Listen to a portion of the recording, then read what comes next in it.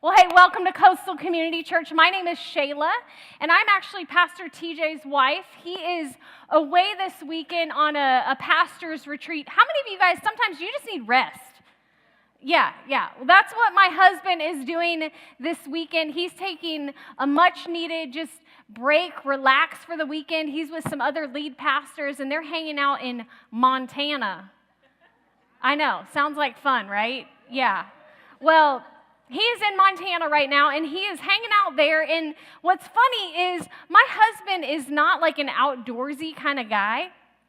His idea of camping and stuff like that is like staying at a Holiday Inn. And so he's in Montana, and they are fly fishing and hunting.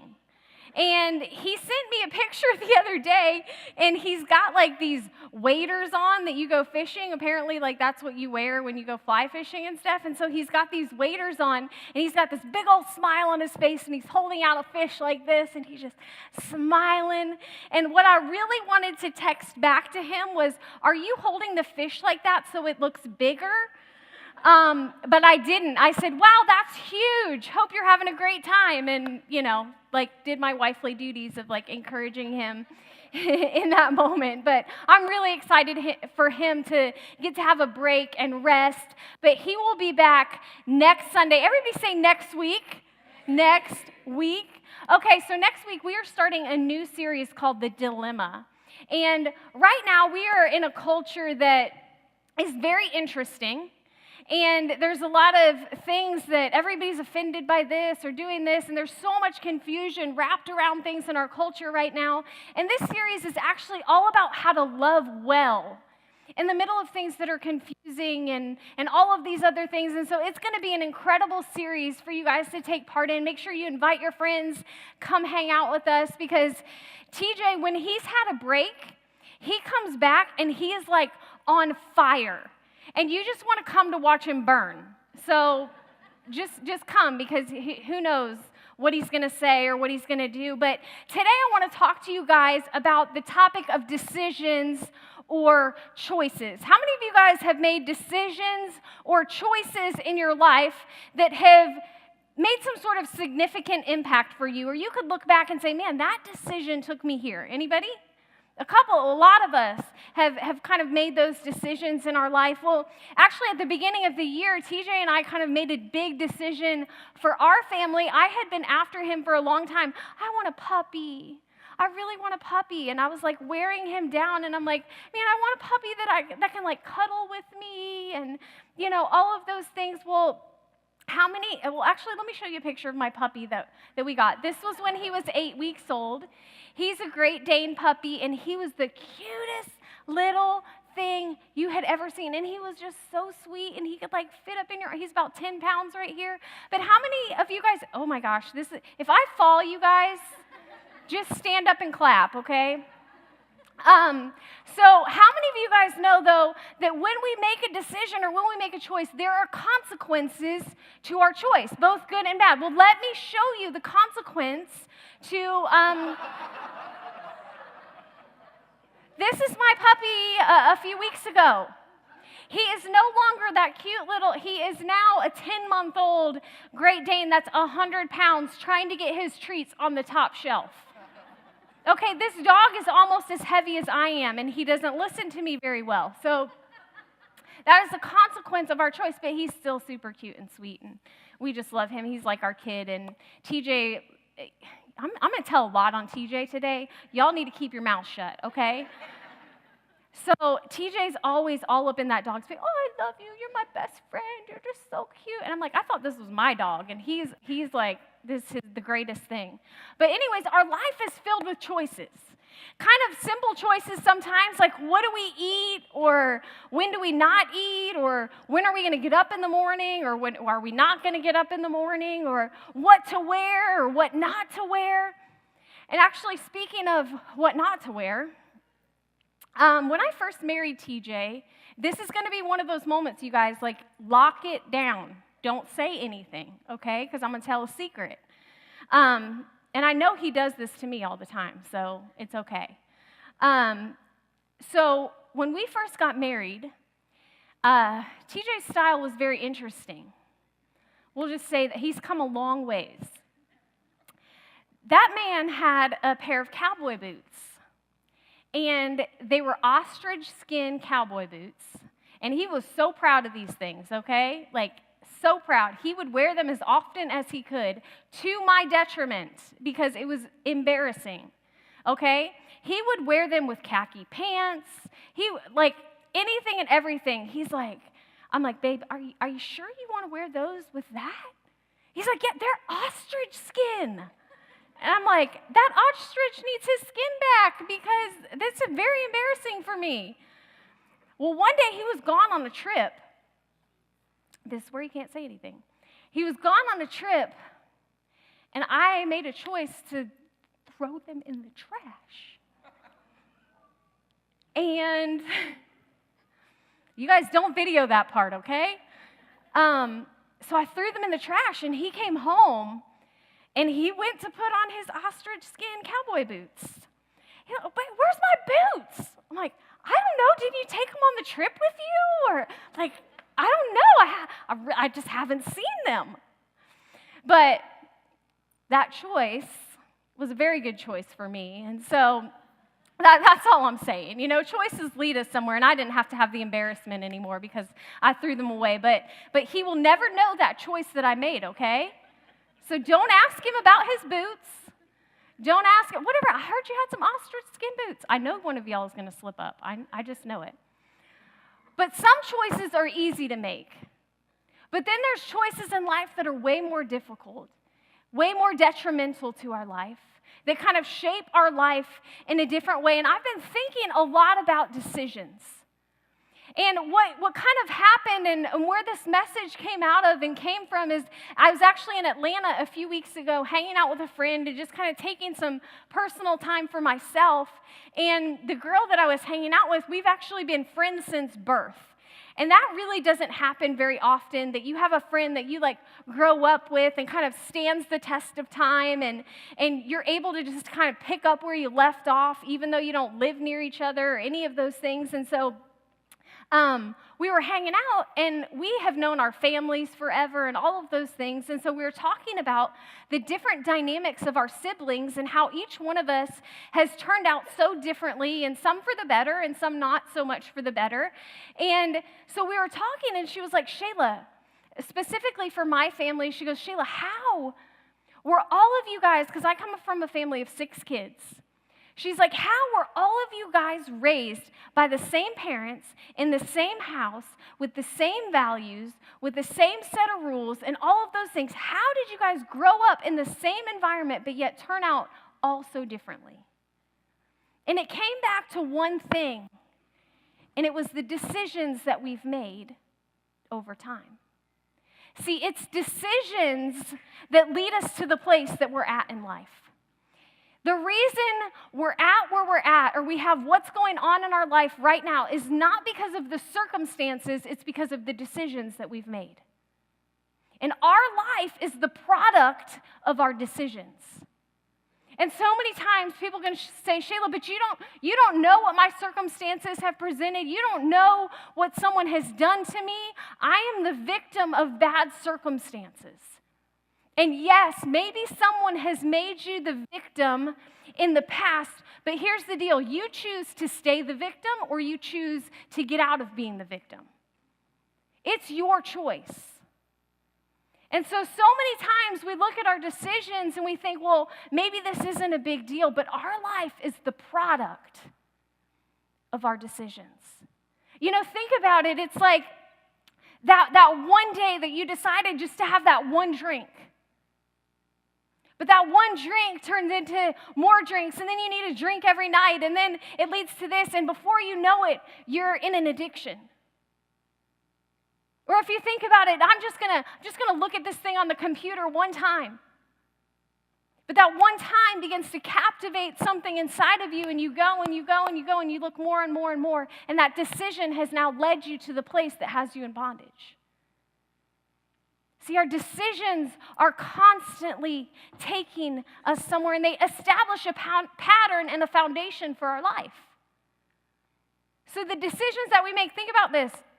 You wake up and you go to the gym every single day. What does that do? It's developing a pattern and a foundation in your life for good health, for good mental health, and all of those different things. Because you make that choice every single day to get up and go to the gym, there's a lot of things in life that feel better. The choice that you make maybe not to drive through Starbucks every day puts you in a better financial situation because it's establishing a pattern and a foundation to your life. Your decision maybe to start leaving work at the right time and to go home and to spend time with your family and have family dinner is establishing a pattern and a foundation in your life that is leading you to get the results that you're getting today. Your decision to start attending church and to be consistent in doing that has developed a pattern or a foundation in your life. Because our life is a product of our decisions. But some of you guys might say, Shayla, hold up. I haven't always made good decisions. Welcome to the club. I have good news for you guys today. Who we are tomorrow is determined by the choices that we make today. Who we are tomorrow is determined by the choices we make today, and every choice that we make today impacts our life tomorrow. Just because you made a bad decision or a series of bad decisions doesn't mean that you can't make good decisions to get you back into the right place. Because if decisions got you in, decisions will get you out. There was a couple years ago that it was like right around Thanksgiving time, after Thanksgiving, so it's like the shopping season. Who does Black Friday? Yeah, a couple of you crazies. Those are the crazy people. But TJ and I were on our way back from Miami one day, and we were driving by, and there was a Nordstrom Rack. And Nordstrom Rack has like this homing device for me. I'm like, I just have to stop in there and look, okay? But the parking lot was insane. Like insane, because it's shopping season. And so I'm pulling up, and I'm the one driving. TJ thinks I'm driving Miss Daisy all the time because he just likes to sit in the passenger seat. And so I'm driving, and I pull up, and there's somebody like coming out of a really good spot in the front. And so what do? I turn on my blinker, and I sit there. And I'm waiting, and they get in the car.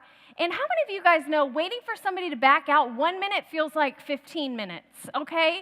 So they're sitting in their car, and I'm like, seriously, dude, back out. Like, I bet you see the blinker on, you see the craziness, like, finish what you're doing and back out and get out of here. And so I'm like waiting, and it's like 20 minutes. And so I'm still sitting there with my blinker on. Finally, he kicks it in reverse. And he backs out, and he goes, guess what happened? It's South Florida, exactly. So somebody comes whipping around the corner after I've waited a half an hour. He comes whipping around the corner and pulls straight in there. And I was like, oh no, you don't know the chick you're messing with. And so do you know what I did? I was driving a car that had like real dark tinted windows. And so I'm like, he can't see me. I rolled down my window. And I just leaned on my windowsill and I stared at his window and his door. I just stared, and I sat there, and I stared, and I stared, and I stared some more. And TJ looked over at me. He must have saw the crazy in my eyes. He was like, what are you going to do? I was like, I am telling him that he made a bad choice. So I just sat there, and I stared some more. Do you know, he did not roll down his window. He did not open his door. And I just kept staring. And a little bit of time goes by, his reverse lights came on. He backed that thing up on out of there, and I pulled straight in. And as he was going by, I'm like, thank you, sir. That was a great choice. Good job. And I watched him park and get out of his car. It was like Biggie Smalls got out of the car. He was like huge. And I was like, oh, yeah, that's my influence. But here's the thing. In life, you can make a bad decision, but you don't have to stay parked there. You can make a decision to get out of the spot that you parked in that bad decision. Because if decisions got you in, decisions will get you out. And if you've made bad decisions in your life, or you've made poor decisions, or you've made simple decisions that have led you to the circumstances and the situations that you're in right now, all you have to do is begin to make better decisions to work your way out of it.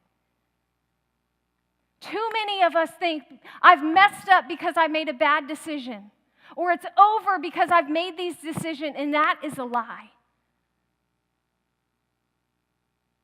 Decisions got you in, and decisions will get you out. See, in my life, I've had a history of bad decisions.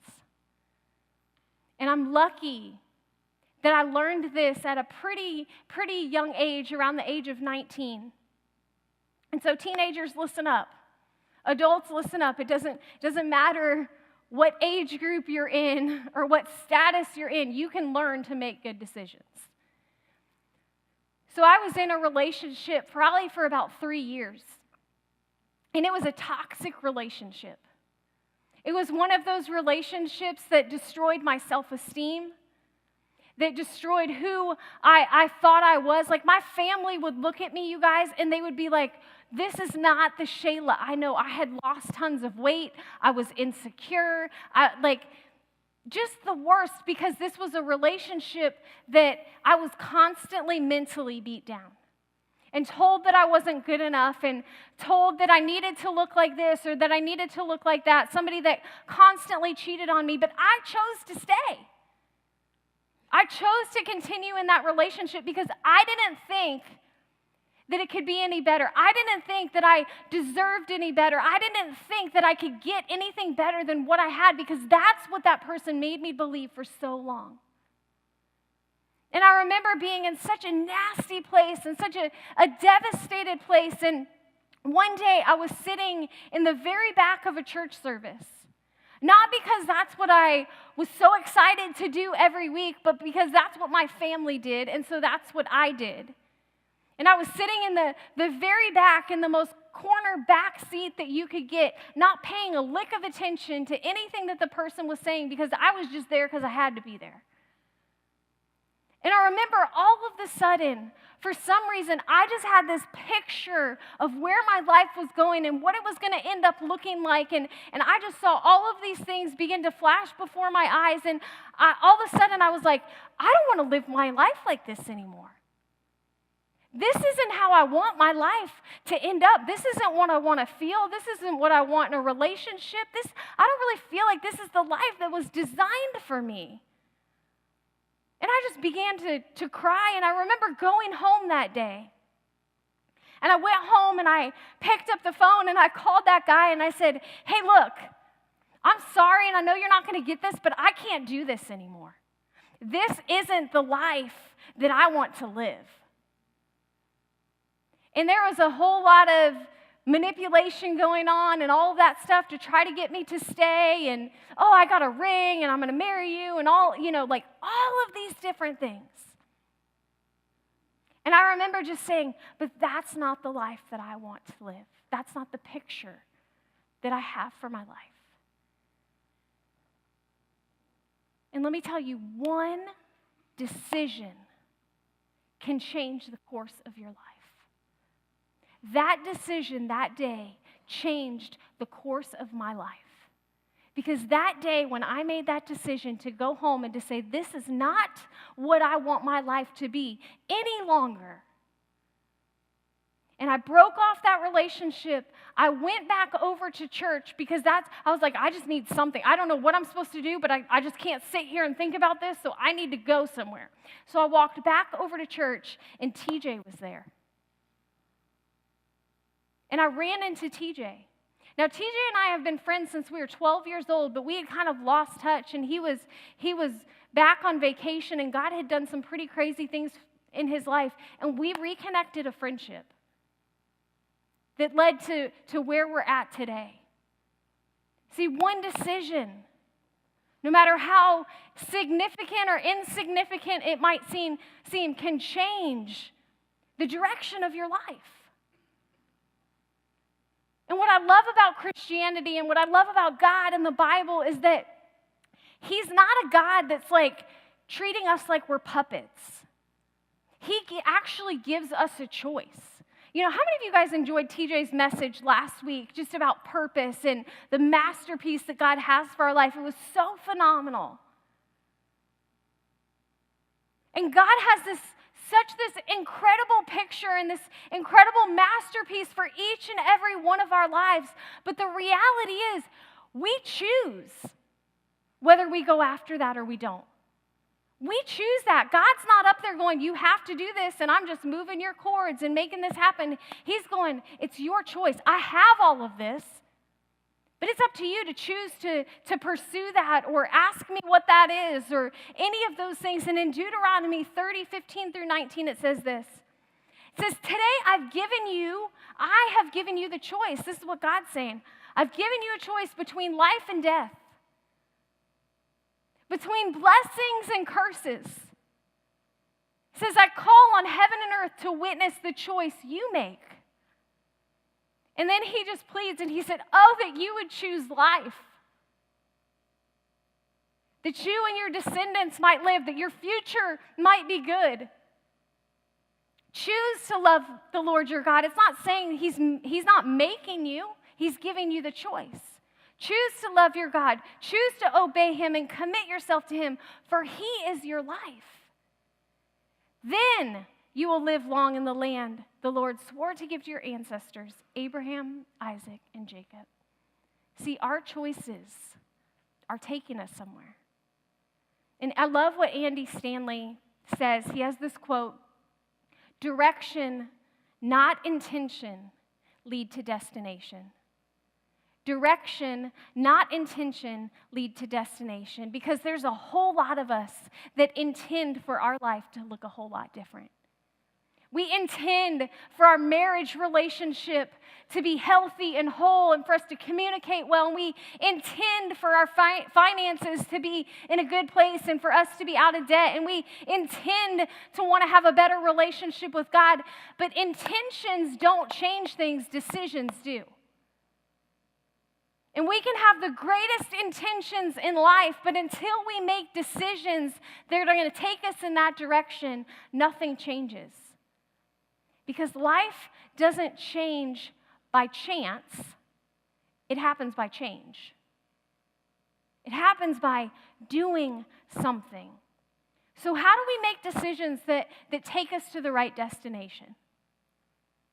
And here's some keys that I've found in my life that have kind of led me in a good direction, some things that I constantly think about. And the first one is this, is get a vision. Get a vision for what you want the areas of your life to look like. Look, you don't have to have that big masterpiece all figured out. But get a vision for your relationships. Get a vision for your family. Get a vision for your finances or for your health. Like, what does that look like for you? You know, for me, when I made the decision to leave that guy and to break that relationship, I knew that if I didn't have a vision for what I wanted things to look like, that I was just going to go right back to it and repeating the same process over and over again because I didn't know what I wanted. And so I sat down and said, I got a vision for what I know I don't want, but what do I want? And so I started writing some values and some qualities down of what I wanted in a relationship and also what I wanted for me personally. And I remember specifically writing down, I want to be at the place in my life where I could be satisfied living the rest of my life, just me in a relationship with God and not care anything else about a man. And I was able to make decisions based on that. But see, a vision is so important because so many times life is kind of like a puzzle. How come they don't make like big puzzle boxes anymore? They're all like, this is a 1,000-piece puzzle in this little box. I'm like, seriously? But so many times, life feels like a whole bunch of puzzle pieces. And a whole bunch of puzzle pieces, it's great. You know, we go, man, God's got this masterpiece for your life. He's got this purpose for your life. He's got the plan for this life. Here you go. Here's your life. We're like, that is so confusing. I don't know where to start with that. Like that doesn't make sense. Where does this go? And we have all of these pieces to a puzzle. But if we can get a vision, if we can get a picture of what we want life to look like, here's what happens. The clearer the vision, the fewer the options, the easier the decision. The clearer the vision you have, it narrows down the options. You're no longer looking at somebody else's life going, oh, maybe that piece of your puzzle will fit in mine. Because then you're going, the clearer the vision, oh, no, that piece doesn't go in here. Look, this color kind of matches. The clearer the vision, the fewer the options, and it makes your decisions a whole lot easier. It's kind of like this, when you get a vision for your finances. When you know where you want to end up financially, or you have a plan for your finances, it makes it a whole lot easier to go, this is my plan. I'm not going to go to Target every day and just browse around. That's not an option. Or we're not going to drive through Starbucks every day. My option is I can drink coffee at home or I can wait until I get to work, but I'm not driving through Starbucks. It's not an option because I have a vision for my finances, so my options are fewer and it makes my decision easier. See, we have to get a vision for our life. Proverbs 29:18 says, where there is no vision, the people perish. You could say it like this, where there is no vision, the finances perish. Where there is no vision, the family begins to perish. Where there is no vision, relationships begin to fall apart. Where there is no vision, my future, I can't see it anymore. Where there is no vision, people perish. The clearer the vision, the fewer the options, the easier the decision. So we have to get a vision for what we want in our life. And the next one is this. Then we have to do what we can with what we have. Do what you can with what you have. I talk to people all of the time that are so desperate for something to change in their life, but they're overwhelmed by the magnitude of what needs to happen in order for that to change. They're in a bad financial situation or a relational issue or any of those things, and it just seems overwhelming to get to the end result. But the reality is, if you are overwhelmed by the pieces of how do you put a puzzle together? One piece at a time. You don't just throw it all out there and it comes together. And where do you start putting together a puzzle? On the outside pieces, the corner pieces, the pieces that make sense. You do what you can with what you have. See, sometimes you might wake up and you think, it's so overwhelming, I have to lose 50 pounds and I can't even see how that can happen. But you know what you can do? You can do what you have with what you can. You can put down the candy bar every day.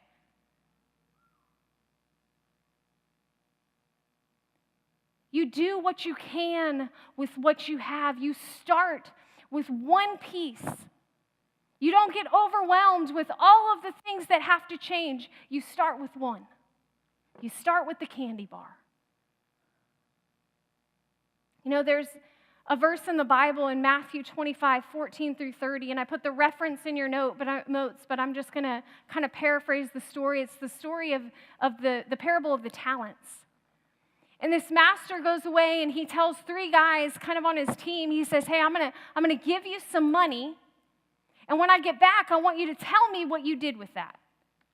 And so he gives one guy 5 bags of gold, he gives another guy 2 bags of gold, and he gives another guy 1 bag of gold.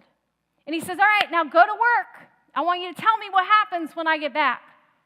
And the guy with 5 bags and the guy with 2 bags, they go out and they just do what they can with what they've been given. They haven't been given equal amounts.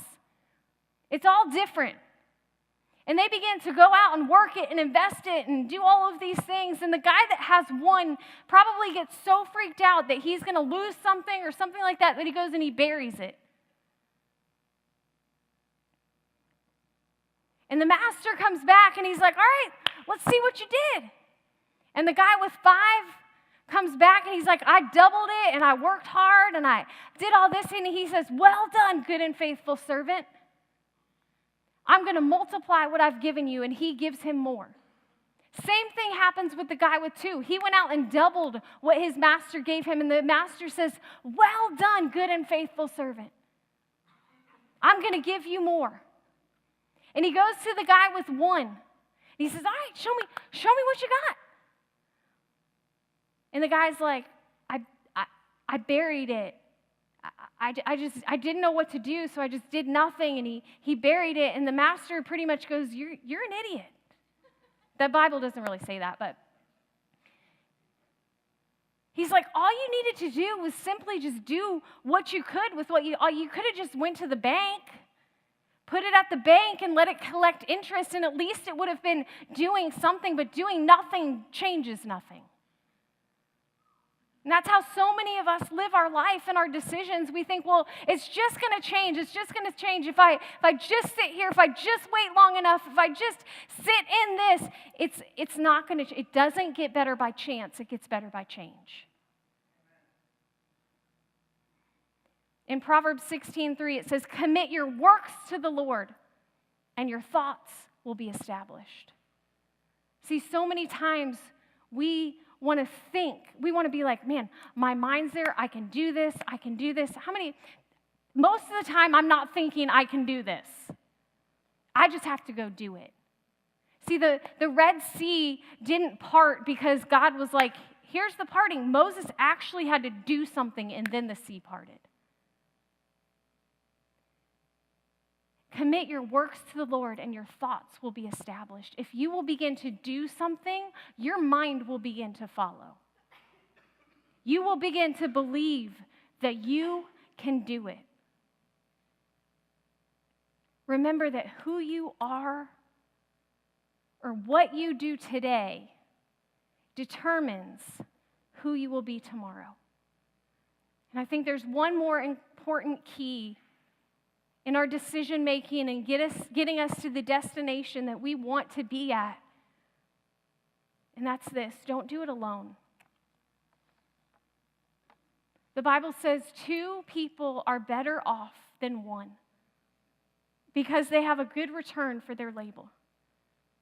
If either of them falls, one can help the other up. But pity anyone falls that has no one to help them up. See, in life, we need other people. We need people that are going to be there to walk through things when days are hard. When we don't feel like we can keep going, when we are discouraged by what's happening around us, we need somebody to come alongside us and say, you can do this.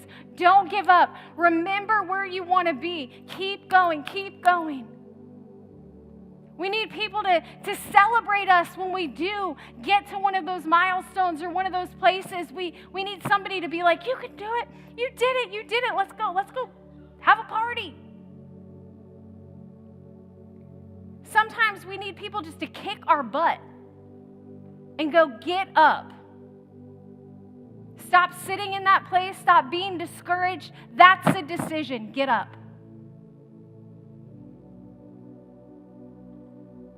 You know, when I made the decision to leave that guy, that had been 3 years of wrong mindsets. It was 3 years of a pattern that wasn't going to break overnight. See, we have to continually make decisions that keep us moving forward. And I remember leaving that relationship and realizing that if I didn't have some people around me, I was going to go back. I was going to make the decision again. And so I called a couple close friends and people that I knew cared about me and my situation. And I said, look, can I call you at night when I'm lonely and I'm about to call him? And if I haven't called you, will you call me?